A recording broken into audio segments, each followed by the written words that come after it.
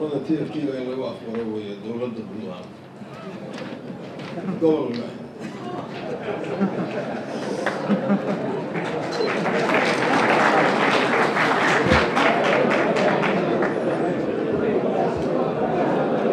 السلام عليكم ورحمة الله وبركاته. جميع برلمانك فدرالك برايم مينسترك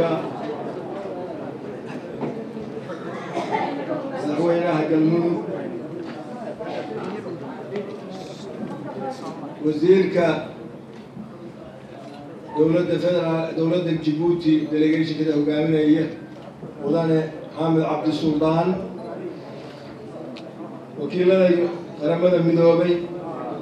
ambassador mahiga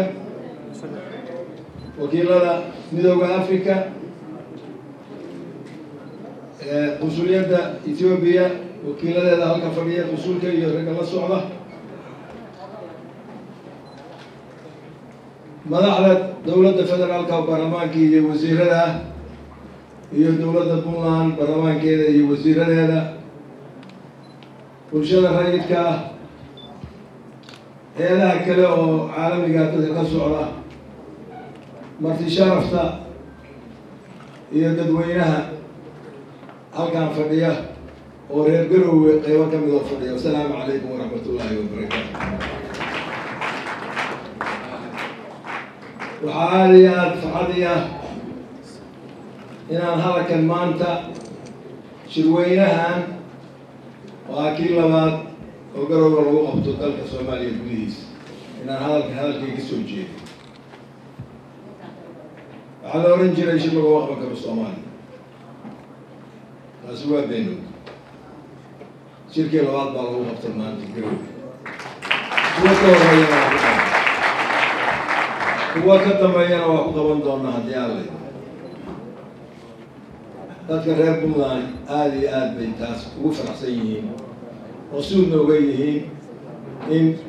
qaybaha Soomaaliya oo dhan dadka yimaada halkan wada fadhiyaan iyo beesha caalamka inta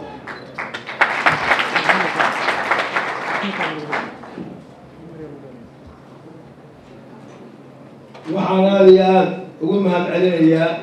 soo qaybgalayaasha salaamay ka sokow ciidamada amniga ee dowladda Puntland kuwaasoo u huray naftooda una soo jeeda habeen iyo maalin nabadgelyada gobolkan dowladda Puntland ay ka taliso oo ay ku martigelisay shirkan dad badan oo Soomaaliyeed nabadgelyo darteed qaarna ugu soo shaqo tagay qaarna u soo qaxay oo ay nabad ugu nool yihiin aad iyo aad baan ugu mahadcelinayaa waxaan rajaynayaa meelaha kaloo Soomaaliyana inay sidaas oo kale guulaystayaal intay ka kacaan nabadgeliyaan dadkooda iyo dalkooda cadowgana la diriraan markaas dowladdii Soomaaliya la isku soo celiyo oo dib loo mideeyo muddo 20 sano baynu kala maqnayn hadda koox baa isu timaado meesha ku qabsata laakiin dadkii inta kale waa maqan waddankeena kala go'ay oo qaarba meel aaday oo in badan qaxootiga xaryahooda ay ku mirireen ku baabeen maalin walba roortooda aan maqlayno inaynu dib isugu keenno meel halkan maanta u fadhiyo isuga keeni karo haddayna ugu samaynaa waxaan halkan u fadhinaa inaanu samayno xeerkii Soomaaliya isugu imaan lahay ama dastuur qofas uu yaqaan xeer weligiisu jiri jiray Soomaalida ku dhaqmi jiray iyadoo uusan mid qaran uusan jirin markaa dowlad qaran beelaha meel kastaba ha deganaada xeer bay lahaan jireen kuwa deriskaana ay ku kala baxaan iyaguna ay kala baxaan kana waa kaynu ku kala bixi lahay inagu kala bixi xeerkaas in la dhiso ma sahlana wuxuu baahan yahay waqti wuxuu baahan yahay aqoon qabyo qoraalka hadda yaala raggii sameeyey waa dadaaleen Allah khayr siiyo hase yeeshee kow ma joogo waan akhriyey waxaa ka maqan nuxurkii asaliga ahaa oo ah principaleskii asaliga ahaayoo اتحادك هو فدرال وحي لو يقان wixii dalka isku xiri lahaa awoodda iyo nafciga lagu qaybsan lahaa waa ka maqaynay si fiican ugu qoro sidaa darteed waxaan soo jeedinayaa in aqoon-yahano lagu soo daro dheeraad ah oo laga keeno dowladaha iyagu nidaamkan qaatay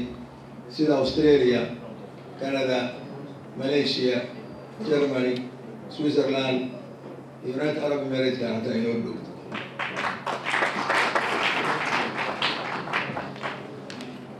xeerkan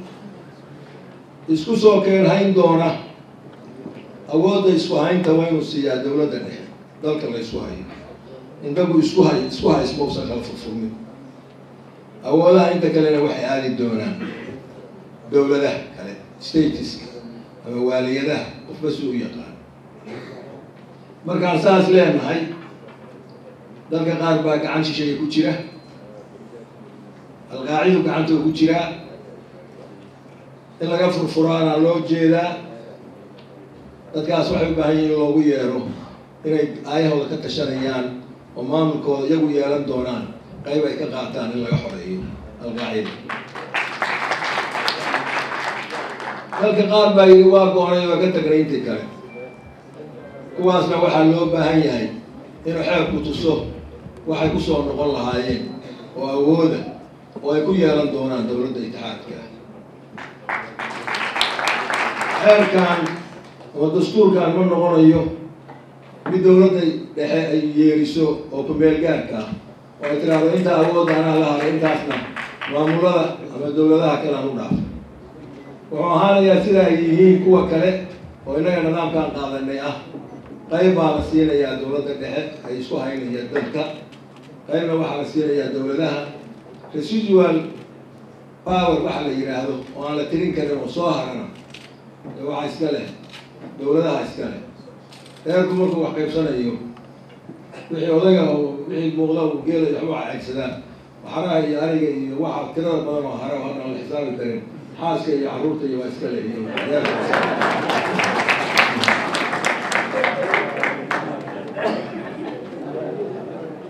waxaa xeerkaasi go-aaminayaa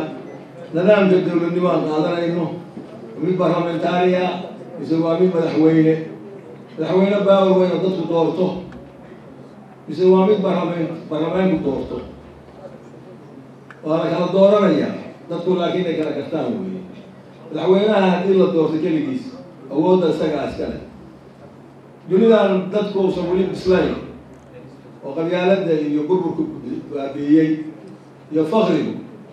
madaxweynuhu qabaayilka iyo odayaasha iyo intuu meelaha la heshiiyo ayuu dhooran kara igu soo shubo hadhow madaxweynehana sida meelo badan ay ka dhacday dagaal sokayaana dib u bilaabay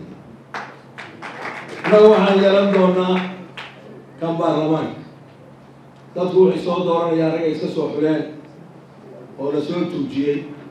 oo laga soo qodax saaray wixii xumaanahay oo dhan hadda tilmaami maayo guddiyadaa sheegi doona oo lagu soo aameeyey masiirka dadka iyagaa markaa hogaankii maamulka iyagaa dooran doona sidaasaa inaga inoo ku fiican aqoon taas waa iska indication aan sii tilmaamayo ayaaru fikriga waxaa kaloo la qeexi doonaa oo cidina ka hadlay mar kasta caasimadu waxay noqon doonto reer baa ahaanaya gobol bay ka tirsanaanaysaa dadkaa wadaagaya sebel noqonaysa kollay caasimad waxay noqonaysaa meel la isugu yimaado oo la wadalay markaasaa marar badan baan ka hadlay waxaa la moodaa inaan dad u jeedo anigu waxbaan ku leeyahay caasimad dadka ugu horreeya degay baan ka mida 56 baa liigiyey xawar 40 ku baa deganaa marka ninayga male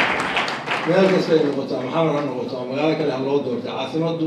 waxay noqonaysaa xaaladeeda in laga heshiiyo maxaa lagu maamulayaa caasimadaha federaalku adduunka kale sidee yihiin kama shaqaynayso taasoo kale ay noqonaysaa ciddii degan kollay na laga saari mayo nin walba waa deganaanayahay laakiin siday noqonayso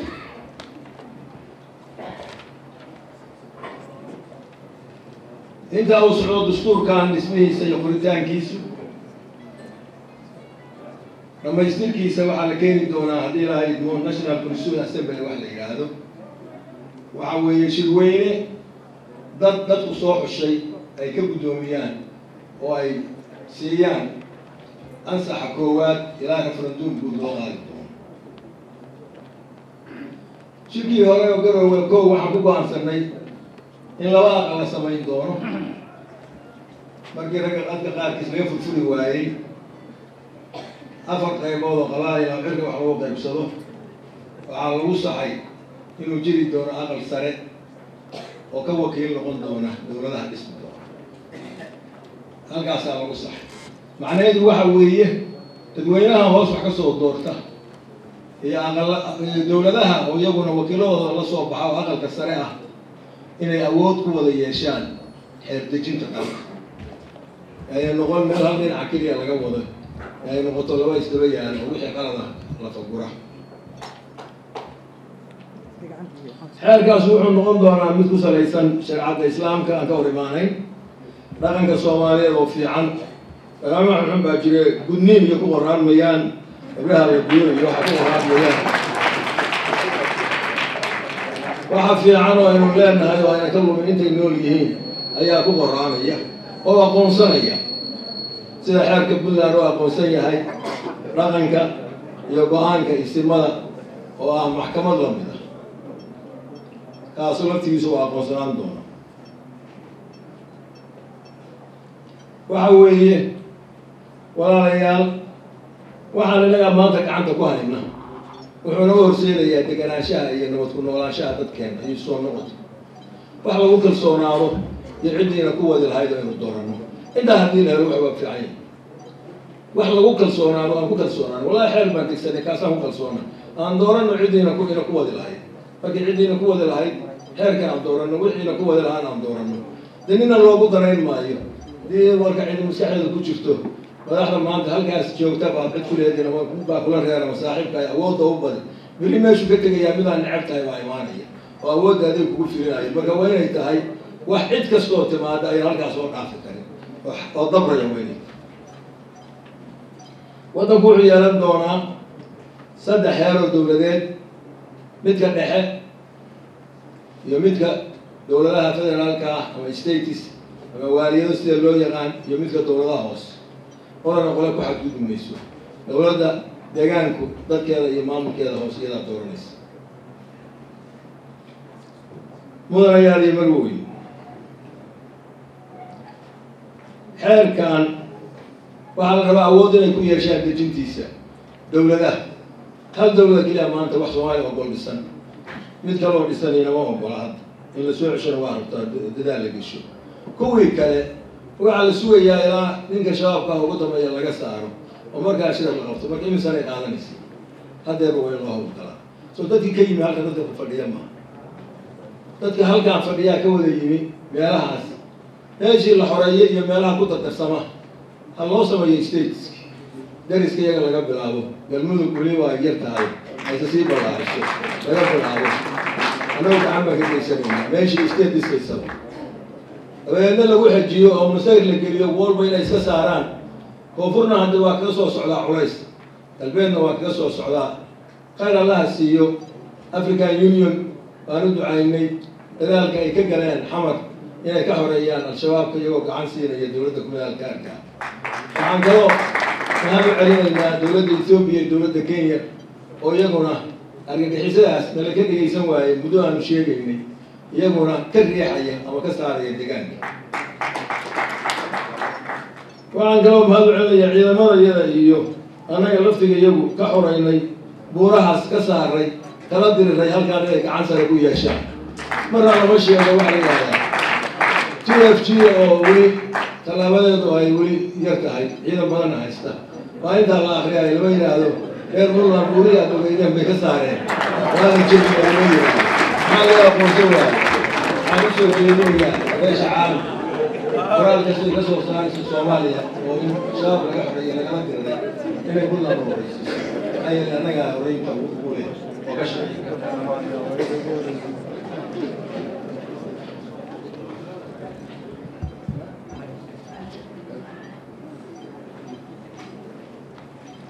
waxaan walwal xoolaha ka qabaa sida loo soo dooran doono shirka soo socda constituent assembly dadkiisa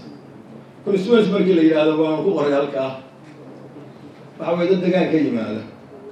isla qoladii ku dheganayd 4.5 waxaan ka ogolaan in 4.5 ku yimaado sidii la isu waafajin lahaa guddiyadina layn karo waxaa la yidhi ninkii tolay uu janjale 4.5 nimanka keenay ha isu waafajiya anagu wixii aan ogolaanay ka noqon mayno sidii ay isu imaan lahaayeen dadkii deegaankii wax ka yimaada iyo 4.5 kisay isu waafaqi lahaayeen idinkaa keeni doona maxaa yeele waa lagama maarmaan in las keeno constitutional assembly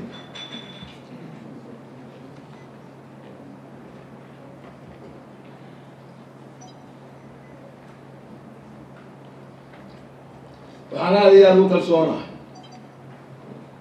soomaalida toosooy baynu ku waalanay maalin walba wax weli aan soo joogsadana maaha soomaalida toosooy runaaya maanta halka waagii hore Soomaaliya toos Soomaaliya gudaha laga bilaabay dibadda lagama bilaabo gudaha laga bilaabo waana English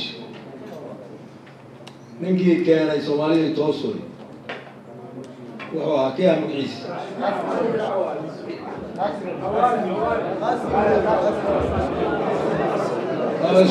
الله كويس تاريخنا شيء الله قرر نكاس بالباب